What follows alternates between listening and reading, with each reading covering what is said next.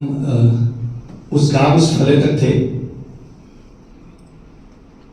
सच में अगर पैसा धरातल पे आता है और आना ही चाहिए, लेकिन चूंकि हम किसी राजनीतिक क्षेत्र से हैं या किसी पद पे हैं, तो हमारी आकांक्षा भी रहती है कि ये स्वामित्व का है, मतलब एक ऐसा मंच जिसमें हम ये कहें कि हमारे अधिकार छीनेंगे।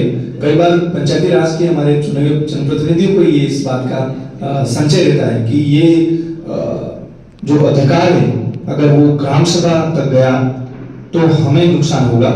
हमें लगता है कि अगर बहुत अच्छा जनप्रतिनिधि है तो ये सबसे पहले अप्लाई करेगा, क्योंकि एक छोटी टेरिटरी में 50 लोगों में, 60 लोगों में, 70 लोगों में अगर सामूहिक निर्णय करें और सामूहिक विकास की बात करें तो सरपंच को कोई 20 साल तक, कोई जिला परिषद सदस्य को 20 साल तक या वार्ड पंच को 20 साल तक कोई नहीं हरा पाएगा। हर व्यक्ति ये चाहता है कि उसकी फले की पीपल के पेड़ के नीचे, आम के पेड़ के नीचे या कुएं के नीचे उसके फले के लोग बैठ के निर्णय करें कि पीएम आवास है, आंगनवाड़ी है, वो किसे सबसे पहले क्या प्रायोरिटी मिलना चाहिए। तो हमें ऐसा लगता है कि आर्थिक रूप से, सामाजिक रूप से, शैक्षणिक रूप से अगर सस्टेनेबल डेवलपमेंट, हम समग्र विकास चाहते हैं जैसा कि पैसा में कहा है, और एक स्लोगन और है, tribal and tiger are same. जनजाति और शेर एक जैसे हैं। आपने शेर को देखा होगा, वो जब कभी भी शिकार करता है तो उसकी जितनी भोजन की कैपेसिटी है, एक बकरी या जो भी जंतु मिला उसको अपने भोजन के लिए मारेगा, वो डीप फॉरेस्ट में चला जाएगा। जनजाति के लिए भी ऐसा ही विषय है, उसको जितना चाहिए वो उतना ही प्रकृति से लेता है। आप जब हम अगर शहर से किसी गांव में जाएंगे, अगर आपने नींबू का पौधा देखा तो हम वो सारे पके हुए नींबू डाल के हमारे बैग में डालेंगे, और जनजाति को उतना ही जितना हम गेस्ट वगैरह उसको शिकंजी बनानी है, उसको सब्जी बनाना है, उतना ही नींबू लेगा वो। हमने फॉरेस्ट के बारे में अक्सर कहा है, आपके खनिज भवन, खनिज बहुत सारी चीजें हैं इसमें आती हैं, वो जरा विस्तार से तो आपको आगे समझाएंगे। लेकिन समाज में जनजाति विकास के साथ, प्रकृति के साथ कनेक्ट है, उसकी अपनी कस्टमरी लॉ है, उसके अपने रीति रिवाज हैं, उसकी परंपराएं हैं, उसका अपना संविधान है, अपने जीने की कलाएं हैं, भाषाएं हैं, संस्कृति है, देव है, देवता है। और एक ही गांव में मताई अलग है, उसके मंदिर अलग हैं, उसके शमशान अलग हैं, उसकी बावड़ियां अलग हैं, क्योंकि गोत्रों के अनुसार गांव है और गांव से ग्राम पंचायत बन रही है। यहां एक समूह में निर्णय होते हैं, जनसंख्या में निर्णय नहीं होते कि अगर यहां झगड़ा हो गया तो कोई काम को बुला, ऐसा नहीं। उसको ध्यान है कि हमारा मुखी है, उसको बुलाना है, और मुखी कहेगा 2 पंचों को, 5 पंचों को बुला लो, वही बात हो जाएगी कि इसका झगड़ा था, इसने किया, निपटारा होके। और इसी को कस्टमरी लॉ कहते हैं। पारंपरिक रूप से जो स्वामित्व में है, जो सहज रूप से जो ग्राम सभा गांव के उस फले में नियत है, उसी को भी पैसा ने रिकॉग्नाइज किया है। वो सभी लोग जो समूह में रहते हैं, वही किसी ने कहा कि हम आज 6 बजे बैठेंगे, आपने ग्राम सभा, ग्राम पंचायत में 10 बजे बुलाई, क्या वो बहन आ पाएगी? क्या वो बूढ़ी माँ वहां चल के आ पाएगी? क्या वो आपकी भाषा समझ पाएगी?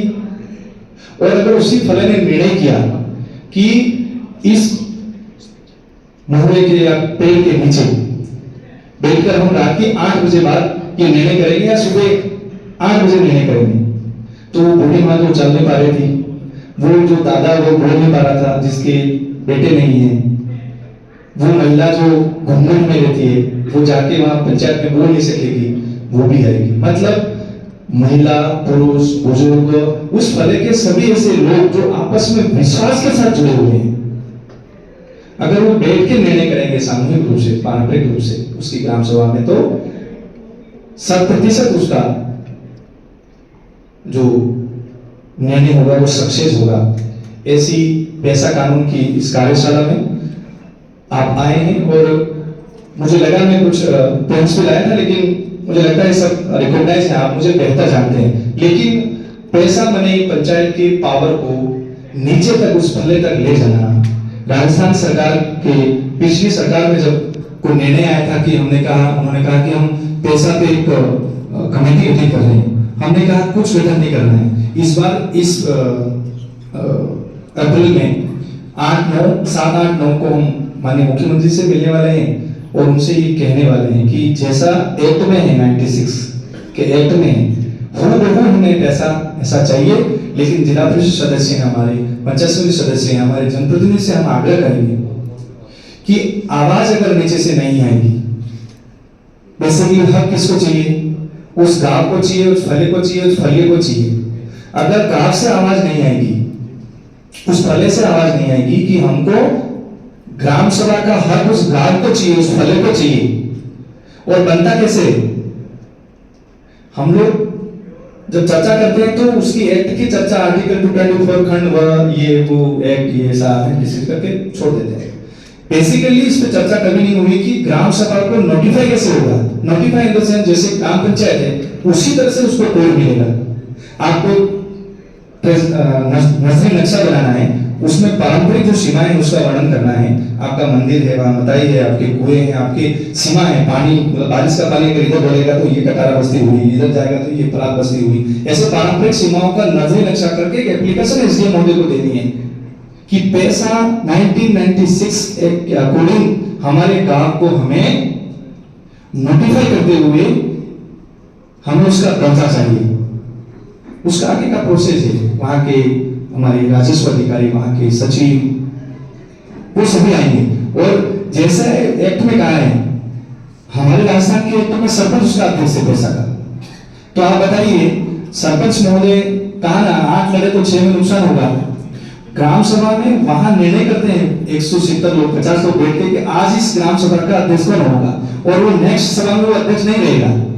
और जो भी ग्राम सभाएं को नोटिफाई कोड मिलता है, आप और हम सब टैक्स पेयर हैं, उसका 5% उस ग्राम सभा को पैसा जाता है संचालन के लिए, उसके रखरखाव के लिए, उसकी बैठक के लिए, उसकी मिनट्स के लिए, उसका अपना ऑफिस है। इतनी अच्छी व्यवस्था है, तालाब है, हमारे खनिज संपदा है, हमारे गौण है, कई सारी चीजें, लेकिन रेवेन्यू जनरेट करके कौन ले जा रहा है? सरकार ले जा रही है। अगर जंगल है तो सूखी लकड़ी मिली तो किसको मिली? उस गांव वाले को बेचारे को एफआईआर दर्ज हो रही है, वो तो डरा हुआ है, सहमा हुआ है। और हम अगर उसको अधिकार देने की बात करेंगे तो शायद वो उतनी आवाज नहीं उठा पाएगा।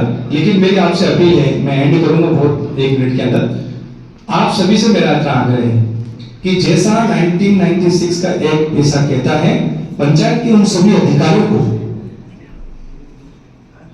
गांव के उस फले तक, अंतिम व्यक्ति तक जाए,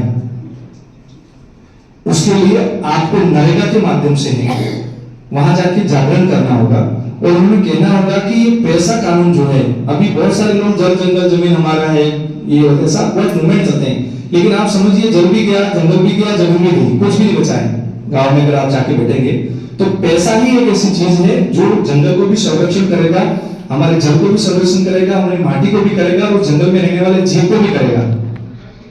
उसके माध्यम से विकास हो पाएगा। आपने मुझे सुना बहुत पीसफुली, मैं मेरी बात को कह पाने में थोड़ा सहजता से कहा। आप तक अगर पहुंचा है दिल तक तो उतनी कोशिश जरूर करिए कि दूसरी बार जीते नहीं जीते, लेकिन हम आदर्श ग्राम सभा, आदर्श गांव को ग्राम सभा का दर्जा दिलाएंगे, तब वो लोग आपको अपने आप नेता मानेंगे, जनसेवक मानेंगे और वो ये कहेंगे कि नहीं, इसी को वार्ड पंच बनाना है, इसी को जिला परिषद लड़ाना है, इसी को सरपंच बनाना है, इसी को क्यों? क्योंकि उसने हमको ये ग्राम सभा का जो दर्जा है, जो पारंपरिक रूप से हमारे पुरखे करते आए हैं, उसी में हमारे को निर्णय लेने का हक देने का, स्वायत्त शासन जो है खुद का, उसका हक उसने दिलाया है। ऐसा अगर वो कहेंगे तो आने वाले समय में सस्टेनेबल लेवल में आप कहें, आप पंचायती राज को सफल होते हुए क्रियान्वयन में देखें। त्रुटि होने करके गलती हो गई, किसी को ऐसा लगा हो तो मैं माफी मांगूंगा। हाँ, धन्यवाद आपका और थैंक यू संचालन महोदय जी, माननीय जिला प्रमुख जी और सारे वीडियो महोदय, वीडियो जी, जिला परिषद पंचायत समिति सदस्य और मंच को मैं धन्यवाद करूंगा। राजेश जी, विशेषकर आपको और सभी बैठे को आपने सुना, आपका धन्यवाद। जय हिंद, जय भारत।